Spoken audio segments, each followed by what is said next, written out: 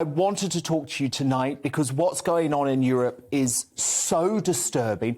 And then for some reason, here in the UK, you've got most broadcasters acting as if this is totally normal. What's your take on it, having done all of this research about the behavioural influences used by government over the pandemic? It's such a strange situation. I mean, in Austria, they had a lockdown for the unvaccinated. And now they're proposing that from early next year that everybody must be vaccinated. So they'll be mandating vaccines for everyone. It's not quite clear how that would be enforced. Germany has said the same. There's another lockdown for the unvaccinated in Slovakia. There's some really very extreme authoritarian measures afoot.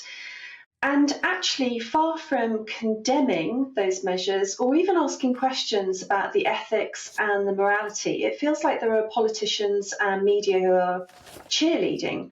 The protests are consistently described as being far right, which is really strange because I don't think this is a partisan response. There's nothing particularly far right about wanting your ability to work or go to the shops, not to be dependent on whether you have a medical intervention. Austria's interior minister has described there's being increased radicalisation among the population in Austria. But, you know, they've locked down the unvaccinated and now they're saying they all have to have a vaccination, and forced vaccinations would encourage radicalisation, I think.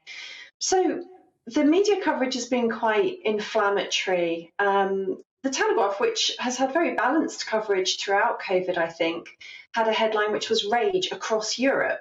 And you see lots of these words used, words that denote anger and violence and war sometimes, because they're very clickbaity. So I think there's a few things going on in the media. The clickbait headlines encourage the readers, which in a very fast-paced digital environment is part of the problem. I think there's been a lot of activist journalism, so journalists are quite keen to undermine responses that they think are slow, that might have contributed towards deaths. There's been some truly terrible reporting of data. Perhaps we could come on to that in a bit more detail, because there's a couple of classic examples recently. Fear sells. That's been one problem. Journalists themselves seem to be quite addicted to the fear. And we also have to be aware of quite subtle ways in which propaganda works through the media.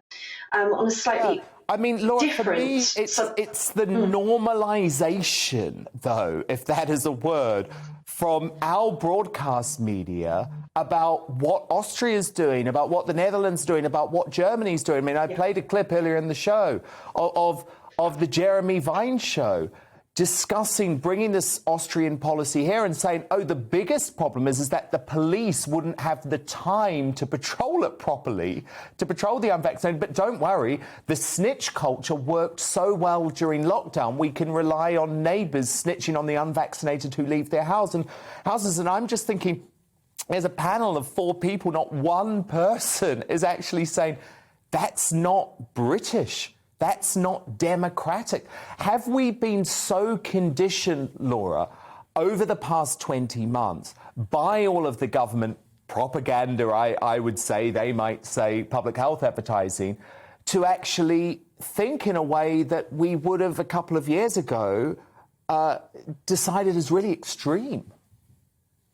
Well, the media keeps telling us that we're in a permanent crisis, and then being told that we're in a permanent crisis justifies the increasing and continuing impositions upon people. You know, it was 3 weeks to flatten the curve, and now YouGov are polling on behalf of the government whether we should lock down again, whether that's all of us on all the unvaccinated. They've asked both. And it does feel like we're on a merry-go-round of panic. And biased media coverage and threats. It's a vicious circle. It's just continuing. I think there's actually genuinely quite a lot of fear on the behalf of some journalists and maybe even the politicians. I know of somebody very senior in the media who said privately they would like to force everybody who's unvaccinated to be jabbed. So I think sometimes people can't separate their own personal fears and bias from the balanced coverage that they should be promoting. Last year was, last year, I don't think there really is going to be any doubt when people look back on this that we've just lived through quite a serious propaganda event. You know, propaganda is biased information in order to pursue a political end. I think you mentioned totalitarianism before, and you did in your monologue the other night, which was excellent, by the way. I mean, we don't live in a totalitarian state. We do live in a democracy, but totalitarianism is also characterized by the idea that the citizen should be totally subject to absolute state authority. And there are some quite worrying signs about that. And the role of the media at a time like this should be to challenge, it should be to check the data, it should be to question the data, and ask very difficult questions so what of data politicians. are you concerned about, Laura?